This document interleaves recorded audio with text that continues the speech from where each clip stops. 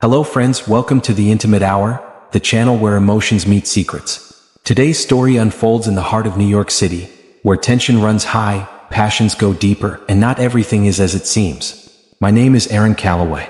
I'm 38. Born in Yonkers, raised around Harlem, but I've been living in Brooklyn for the past decade, a quiet brownstone tucked between Fort Greene and Clinton Hill.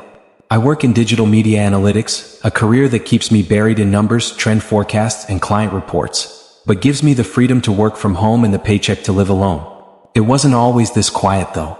Before the silence, there was Liana, my ex-wife. But that's another story. We divorced 3 years ago.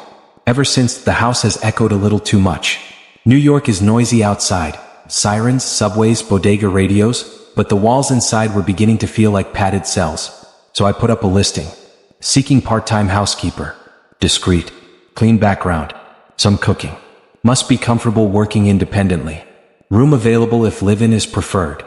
I didn't expect much, but Mira showed up at my door 2 days later. She had an accent, soft but familiar. American, but you could tell she wasn't originally from here. Maybe Midwest? Her coat was vintage Levi's and she had AirPods in when I opened the door. Her eyes were green, not hazel, not olive. Bright green like she held secrets. Her hair, thick and black, was tucked into a messy bun. She wore it like she wasn't trying. "Aaron?" she asked and I nodded. "I saw your post. I brought my references." She didn't look like a maid. She looked like someone who might be running from something. But I needed the help. The first few days were uneventful. She cleaned quietly. Didn't ask too many questions. Made strong coffee. She had this habit of humming to herself while folding laundry, something old school like Etta James but slowed down like a whisper. I started noticing little things. The house started feeling less empty. She'd leave notes next to the coffee pot. "Good luck on your 9 a.m. call, smiley face, or fridge restocked. Don't skip lunch again." In the evenings, she'd sometimes sit on the stoop and smoke. American spirits. I'd watch from the upstairs window like a creep, not because I meant to, but because something about her presence unsettled me. Then came the night the boiler broke. Brooklyn winters are no joke. That week it dropped to the 20s. Pipes rattled and the old heating system groaned. Mira knocked gently on my bedroom door, wearing one of my NYU hoodies. "I hope it's okay I borrowed this," she said, tugging the sleeves over her hands. "It's freezing." That night, we drank whiskey in the kitchen. She told me she grew up near Cincinnati but left after things got complicated. She didn't say more. I didn't press. But then she looked me in the eyes and said, "You're lonely." Not in the "you need company" way, more like, "Your walls are too used to silence." I didn't know how to respond. That night I couldn't sleep. It was around midnight when I walked past her room. The door was cracked. I didn't mean to look in, but I did.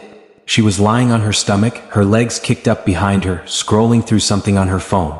The hoodie had slipped up slightly, revealing a sliver of skin, and I turned away quickly, ashamed. But the image stayed with me.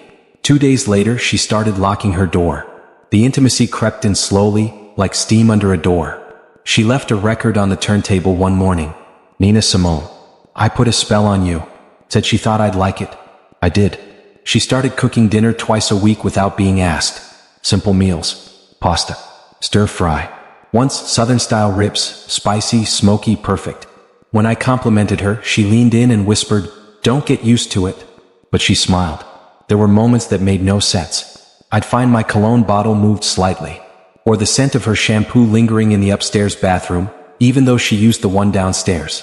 Once, her bra ended up in the laundry with my socks. A mistake, probably. Or not. Then, the night everything shifted. It was after a particularly brutal snowstorm. The city had shut down. No trains. Sidewalks buried. We were both stuck inside. No distractions. No escapes. We cooked together.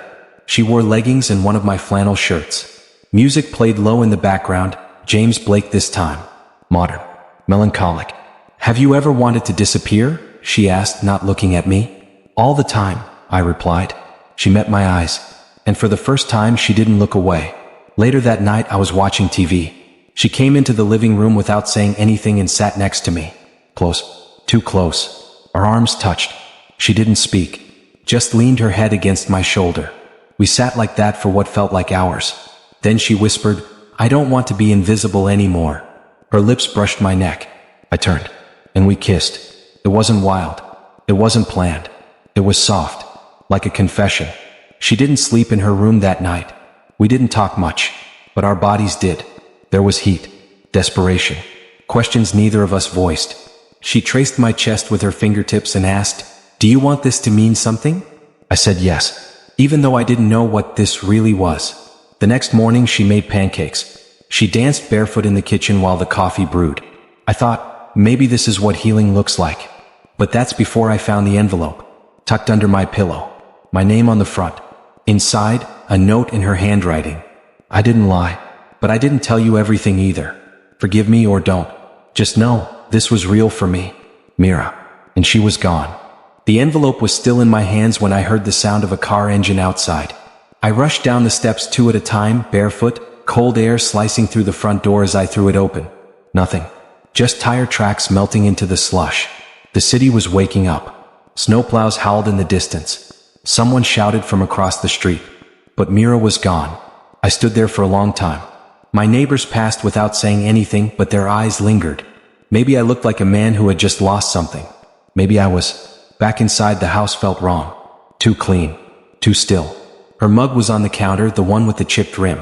I picked it up like it was sacred, something that might explain her or stop the ache crawling up from my gut. The note? I reread it 10 times that morning.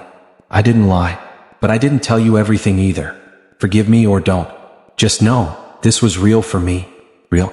What did that mean in a world where someone could vanish without even slamming the door? I didn't go to work that week. I said I was sick. My boss sent me a virtual soup delivery and didn't ask questions. The thing about remote work is, no one sees you fall apart. I tried calling the number Mira had written on her original application. Disconnected. I went to the corner deli where she sometimes bought oat milk and American spirits. The guy behind the counter remembered her. Pretty girl, quiet, always tipped. But he hadn't seen her since the snowstorm. By the 4th day, I started convincing myself it had never happened. That I'd imagined it all. That maybe I was going insane, slowly, intimately. Until I found the photograph. Tucked in the back of the bathroom cabinet. One of those instant Polaroids. It was her, barefoot in my flannel, holding a glass of whiskey and half smiling like she knew the camera would keep a part of her behind. On the back, scrawled in ink, "I exist. I promise." I tried to forget her. But how do you forget someone who fit into your house like she belonged in the walls? I deleted her contact. Then undeleted it. I went on dates. One woman talked about astrology. Another about Bitcoin. No one asked about the haunted look in my eyes. Months passed. Winter bled into spring. Then summer arrived. And with it, her name. It was a Tuesday when I got a letter. Real mail. Handwritten. No return address. But I knew that handwriting. "Aaron, I need you to come. Don't ask how I found your mother's address. I just need one weekend. Come alone. Don't bring guilt. M." Enclosed was a train ticket to Hudson Valley. First class. I stared at that ticket for hours. Then I packed a bag. When I arrived at the platform, she was already there. Denim jacket. Black sunglasses. That same ghost in the rain posture. She didn't say hello. Just walked beside me in silence, like no time had passed at all. She led me to a small rental car. We drove in silence. Finally, I asked, "Where are we going?" She replied, "To the place where I stopped being invisible." It was a cabin. Secluded. Modern but worn. Wood panels and glass walls. Inside it smelled like cedar and something faintly floral. There were books scattered around, poetry mostly. Sylvia Plath. Audre Lorde. A half-read copy of Beloved. "I come here to think," she said, finally taking off the glasses. Her eyes hadn't changed. Still full of untold stories. "I wanted to tell you everything. But I didn't know how. Back then, I was trying to protect you." I stared. From what? From me. That night she told me the truth. About Ohio. About her first job, where a man took advantage of her silence. About the nights she cleaned his house and his guilt poured out in alcohol and inappropriate advances. About the fire. Not literal, but the kind that burns inside and leaves nothing behind. "I ran," she said. "Changed my name. Came to New York with $400 in a hollowed-out Bible." "And me?" I asked. "You were peace," she said. "But peace scares people like me." We sat close again. The air thick with years that hadn't passed. There was no electricity in the cabin. Just candles and the slow, rhythmic creak of the wind outside. We made love like we were building something that would outlast memory. No hesitation. Only breath. And flesh. And forgiveness. She cried after. Not from sadness, but relief. I needed to know you'd still want me, she whispered, curled against me. I never stopped. In the morning, we made coffee on a tiny gas stove. She stood at the window, sunlight turning her hair to fire. What now? I asked. She turned. Now we go back. 2 weeks later, she moved back in. This time, no secrecy. No closed doors. She got a part-time job at the botanical garden. I started sleeping better. We bought a dog. Sometimes we fight. She gets quiet. I get defensive. But every night we meet in the same bed. Same breath. Same story. Still unfolding. It was supposed to be simple. A fresh start in the same brownstone where it had all begun. Mira moved back in quietly, almost like she never left. But things had changed, not just outside but between us. There was a new quietness between our breaths, the kind that wasn't exactly tension, but the residue of something that had been shaken and forced to settle again. She looked at me differently now.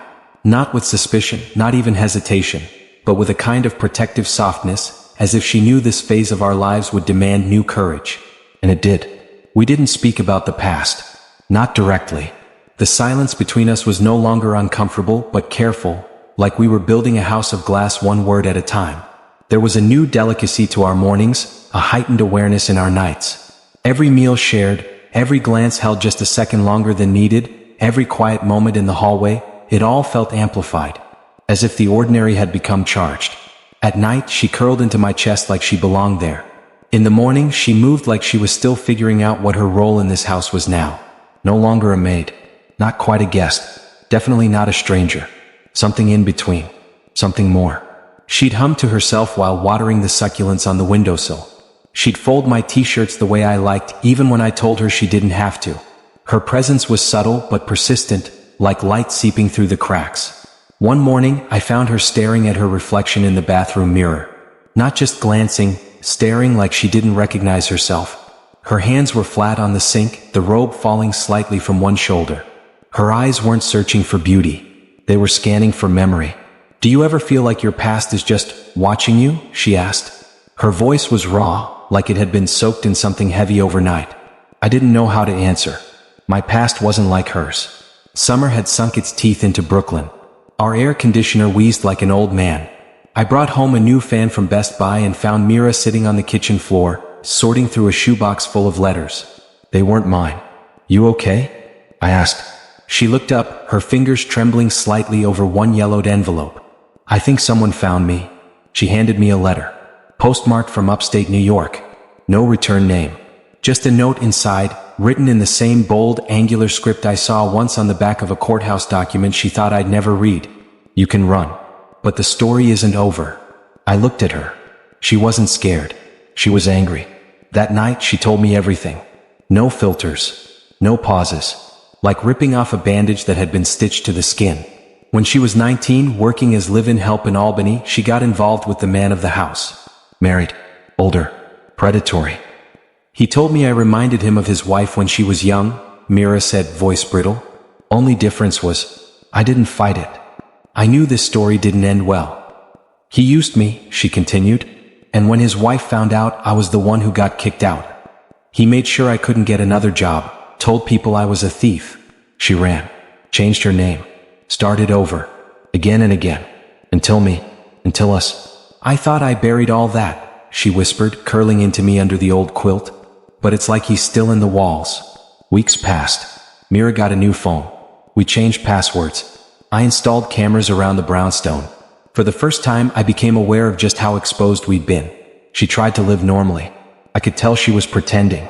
She'd smile at the dog, water the plants, bake muffins she didn't eat, but she kept looking over her shoulder. That kind of fear seeps into your bones. It reshapes your days. Then one day, while I was on a call with a client, she burst into my office, pale and shaking. I think he was outside. I called the cops. They came. Took her statement. They didn't find anything. No prints. No footage. No lingering car. Just Mira's fear. Real, raw, and wrapped in a history they couldn't trace. That night we fought. You should have told me everything, I said, voice sharper than I meant. I was protecting you. I don't need protecting. I need honesty. She cried. Not loud. Just tears sliding silently as she turned her back. I don't know how to be normal, she said. All I know is how to survive. We didn't speak for 3 days. I slept in the guest room. She moved like a ghost in her own life. Then I found her at the kitchen table, a burner phone in her hand. "He called," she said, "from a private number. He knows where I am." I took the phone, called the number back, disconnected. That night I couldn't sleep. At 3:42 a.m., I sat on the edge of our bed. "You're not alone anymore," I said. She stirred. "I don't want to run." "Then we don't." We hired a lawyer. We documented everything. Her old name, the old accusations, the man's identity, a high-profile real estate developer now living in Connecticut. It was risky, but truth usually is. We filed for a restraining order. Mira trembled through the paperwork. I held her hand the entire time. 2 weeks later, we got a hearing date. The courtroom was small, too bright, smelled like lemon-scented floor cleaner and nerves. He was there, Greer, still smug. He didn't look at her until she spoke. When Mira read her statement, voice steady, eyes locked on him, I watched years of silence dissolve. "I was a girl," she said, "and he turned my life into an escape room." She paused. "I'm not running anymore." The judge granted the order. I exhaled for the first time in weeks. We walked out into the cold air. Mira was quiet. Then she laughed. Not loud but free. "Feels like breathing," she said. We drove back to Brooklyn. That night, we lit candles and danced in the kitchen to Ella Fitzgerald. She wore a white tank top and my sweatpants. Hair up, eyes clear. We made love again, not desperate, not urgent. Just real. Like two people finally standing still in their own story. 1 year later, we got married. Just the two of us. A rooftop in Manhattan. A jazz trio. Our dog in a bow tie. No more secrets. Just vows. She wrote hers on hotel stationery. "You gave me a job. I gave you everything else. You didn't run. Neither did I. This, us is mine now." New York in autumn carries a kind of melancholy that clings to your skin. Leaves fall like soft reminders of change, and the wind whispers truths you tried to forget. For Mira and me, it marked a year since the courtroom showdown that had changed the course of our lives. The man who had haunted her was no longer a shadow at our heels. He had vanished into irrelevance. But peace doesn't come like a switch flipped. It seeps in slowly through cracks once filled with fear. Mira had started therapy. Twice a week, sometimes more. At first, she hated it. The vulnerability, the forced confrontation with memories she had so artfully buried. But something in her shifted around the 3rd month.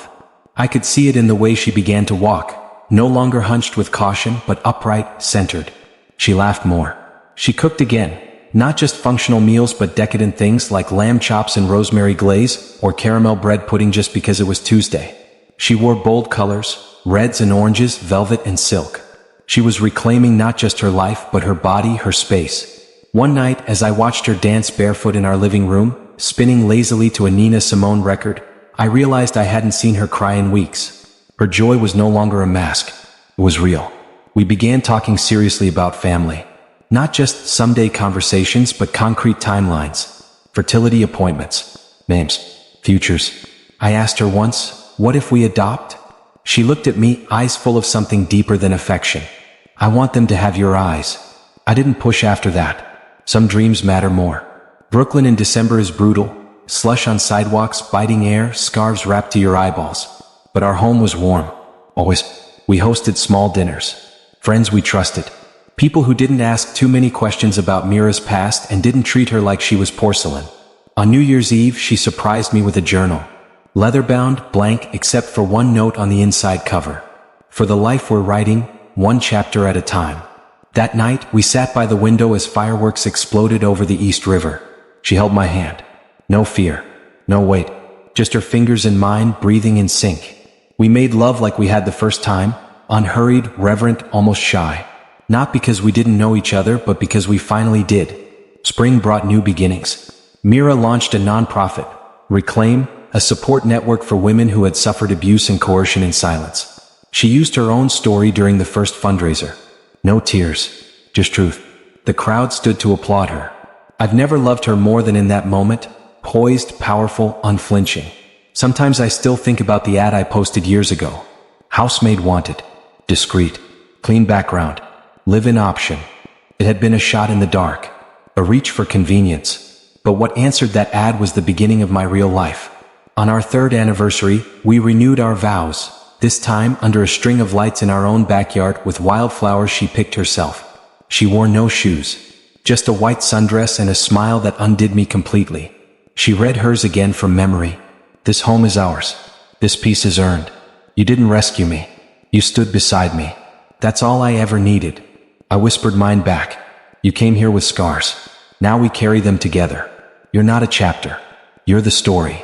That night, she told me she was pregnant. No build-up. No dramatic announcement. Just, hey. So I took the test. Twice. I cried. She didn't. We stayed up all night planning. Baby names. Nursery colors. Middle names from both sides of our heritage. She fell asleep mid-sentence, her head on my chest. I stayed awake, thanking a universe I never believed in. 9 months later, on a crisp morning in October, our daughter was born. Small, loud, beautiful. We named her Hope, because that's what Mira brought into my life. Because that's what we chose to live by. And as I held them both in my arms in that hospital room, the woman who rebuilt herself and the little girl who would grow up knowing strength from the start, I realized that the story wasn't about darkness anymore. It was about survival. It was about love. And finally, it was about peace. If you felt this story in your heart, don't forget to like, comment, and subscribe to The Intimate Hour. This journey has come full circle, from shadows to light, from fear to hope. See you in the next story.